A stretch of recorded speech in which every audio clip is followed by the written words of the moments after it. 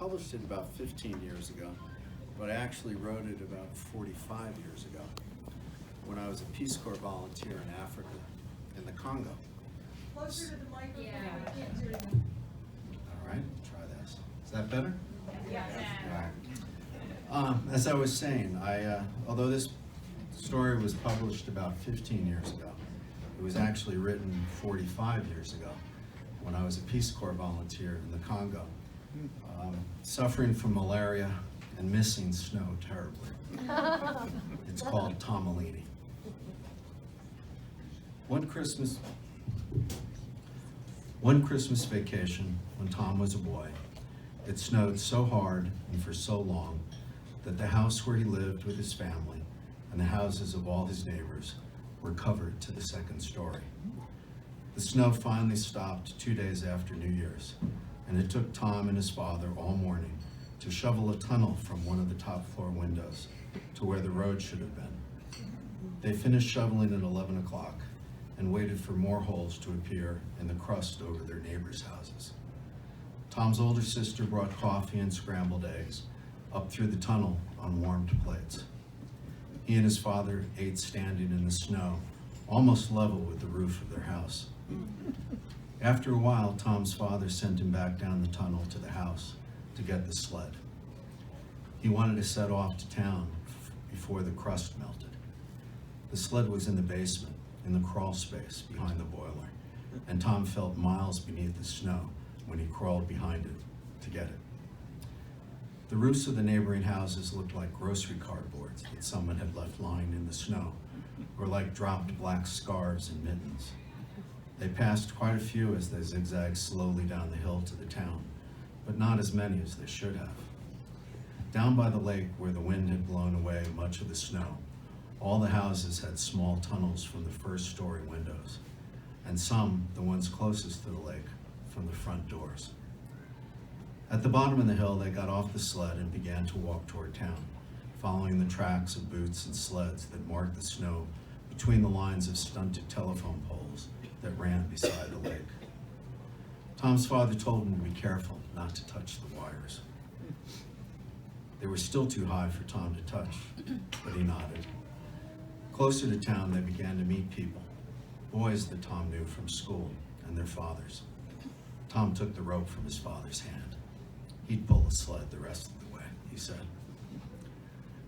Town was not on the lake proper. It was off a protected cove, and there was as much snow there as on the hillsides. You couldn't even tell that it was town, except for all the men and boys with their sleds, standing around drinking hot coffee from thermoses, and for the double line of close roofs. Tom had never noticed the roofs before, but he looked at them now. The second floor of the post office was across the street, and there were men sitting in the windowsills. The post office was the tallest building in town, and its being right across the street meant that Tom and his father were sitting on the roof of Mrs. Oliver's newspaper store. Tom's father was standing next to the frozen rain spout, talking to Mr. Skipinski. "They've been dug out since this morning," Mr. Skipinski said. "Wops. $5 for a can of string beans." Mr. Skipinski owned the delicatessen across the street from Marini's grocery store, but he did not have 5 sons to dig out for him. He also did not have many friends on account of the way he ran his business. Tom's father and Mr. Skipinski talked for a long time, and then Tom's father went and talked to the men sitting on the post office. After a while, a few of them who had thought to bring shovels went with Tom's father to dig out Mr. Skipinski. The rest stayed at the post office or walked reluctantly towards Marini's. Tom went with the men going to Marini's. There were steps cut into the snow and boards placed on the steps leading down to the grocery store. One of the Marini boys, Alfredo, met the men at the door and explained to them that the store was being run differently that day. Alfredo was a very big boy, and he played for the high school football team that everyone said would go to the state championships in the fall. Tom's father had taken Tom to see Alfredo play. They both agreed that he was very good. After explaining to the men about the new system, Alfredo took a handful of boxes from a pile next to the wire potato chip rack, and he went up and down the aisles loading cans of dry goods into the boxes. An old couch and a few kitchen chairs were brought from the back room, and Mr. Marini asked the men to make themselves comfortable. The two boys who had carried out the couch stood talking with the men about the snow.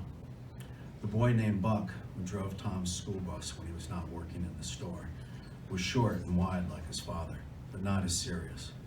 Mr. Marini always looked happy and friendly, but you could tell that underneath he was really serious. Tom thought it was because of the store. But Buck was always happy and friendly with Tom and his friends. He'd gone to the same school as Tom many years before, and he knew all the teachers in the classrooms and the books that they used in different grades and what was in them. Tom thought Buck was very smart because he knew absolutely everything that was in Tom's history book. On the days that Buck drove number 9, Tom's school bus, Tom would sit in the front seat right behind Buck, and they would talk about the Civil War, and Tom would watch Buck shifting gears as they went up the long hills above the lake. Buck was standing against the potato chip rack talking to Mr. Simone, the barber. Mr. Simone wanted Buck and Alfredo to help shovel out his barber shop. Buck was laughing, and then he called something over in Italian to his father, and his father laughed too. Tom could not think of why anyone would want to get their hair cut right now. He did not understand Italian, but he thought maybe that was why Buck and his father were laughing about. Tom waited for Mr. Simone to leave, and he called over to Buck. "Hello, Buck. Tomolini, hello." Tom did not much care for the nickname Tomolini, but since his friend Buck did know all the names of all the kids in Tom's school, even their last names, it was all right with Tom if his friend put Italian endings on them to make it easier to remember. Tom had gone over to sit on the counter next to the cash register while Buck had been talking to Mr. Simone. He was hoping to see a $100 bill. Buck came over and stood next to him. "What was the most important battle of the Civil War?" Buck asked. Fast. "Gettysburg." "Why?" "Because it was the turning point of the war." "What does that mean?" "It means the North couldn't help but win after that." "Why?" Those were Buck's two favorite questions. What does that mean and why? They were not in any of Tom's school books. Because it was generally his best battle, and it was only a draw. And if you keep drawing, the side with the most men wins. Buck took a bag of pretzels from the wire rack, tore a small piece off the top with his teeth, and then opened it the rest of the way with his finger. He spilled the pretzels on the top of the counter. Mr. Marini, who had been sitting in a fat cushioned chair behind the cash register, reached over and took a big handful. "How's your mother, Tommy?" he asked. Mr. Marini always asked about Tom's mother. "She's still trying to learn Italian," Tom said. Buck had told him to say this after the first time Tom had been in Marini's store by himself. "Whenever my father asks you about your mother, Tomolini, tell him she's still trying to learn Italian." Tom had remembered to say this the next time he was in the store, but he thought it strange that old Mr. Marini always asked about his mother, but never even mentioned Tom's father at all. It was especially strange since Tom knew his father was an important man in the town. There were always serious people at the house, or asking for Tom's father on the telephone, or stopping Tom and his father on the street. It was strange that Mr. Marini should never ask for him too, but then he thought maybe it was because his father is Irish and speaks Italian with an accent on account of having learned it in the army during the war. While Tom and Buck and Mr. Marini were eating pretzels, Alfredo brought the 5 boxes of food up to the counter. The men who had been sitting on the couch came over and looked in the boxes. There was a big puddle on the floor next to the couch where the snow had melted off the men's coats and boots. Tom wondered who was going to mop it up. There's no puddle by the counter because Tom, had remembered to clean off his boots before coming into the store. The men stood picking through the boxes. "They're all about the same," Alfredo says. "I just put in what we had." "All right then," one of the men said. "What do we owe you?" Mr. Marini leaned over the counter and looked into the boxes. $35 apiece, he said. $175, thought Tom. Tom and Buck and Mr. Marini were all still eating pretzels, and Tom noticed that Mr. Marini would always take the big unbroken ones. "Ain't that a little steep?" the man asked. Mr. Marini stood up. "Not if there's going to be another storm tonight," he said, reaching for another big unbroken pretzel. "Or if the plows don't get up this far until next week." Tom did not know anything about predicting storms, but he knew from living in that town for all of his life that the plows were always a long time coming in, and that sometimes they didn't come at all. One of the men who apparently knew something about predicting storms started arguing with Mr. Marini. Tom knew they were arguing by their voices, because he recognized the word troppo, which he knew meant too much. It was one of the few words that he knew in Italian. He'd heard it many times in Marini's store, and finally he'd asked Buck what it meant. The man who must have known something about predicting storms left without his box of groceries, and the others left after paying. Mr. Marini opened another bag of pretzels, so Tom stayed. Who was the better general, Buck asked, Grant or Lee? Tom was confused. I don't know, he admitted. He was thinking of something else. That's all right. He was thinking of going to Italy, and he was counting in his head the number of words he knew in Italian. Could I really go to Italy if I wanted to? Tom asked. Even if I'm Irish? Sure, Tomolini, Buck answered. Buck's father interrupted. Joni's Italian. Tom's mother's name was Joan. He'd never heard her called Joni, but then no one else but Buck called him Tomolini. I know, Tom said, but my father says I'm Irish, or else American. Mr. Marini stood up quickly, closed the bag of pretzels, and he said something to Buck. Yes, Buck said, all right. Mr. Marini walked to the back of the store and into the storage room. Tom heard the door shut. Buck lifted Tom down from the counter. I gotta do some mopping now, Tomolini, he said. Tom knew that meant he should go. I guess I'd better go see if my father's all right, Tom said. Maybe he needs some help. Say hello to him for me. Okay, said Tom. Ciao. Ciao, Tomolini. There were no boards on the snow steps leading down through the tunnel to Skopinski's store. Tom stood next to the opening in the snow, blowing smoke rings with his breath, and regarding the big puddle at the bottom of the tunnel. The steps looked slippery. Tom knew his father would be angry if he got wet. Mr. Skopinski? He leaned over and shouted down through the tunnel. Is my dad down there? Tom waited, but there was no answer. He looked up the street to see if anyone was coming toward the store. He shouted twice down through the tunnel, but after a few long minutes, no one came in or out.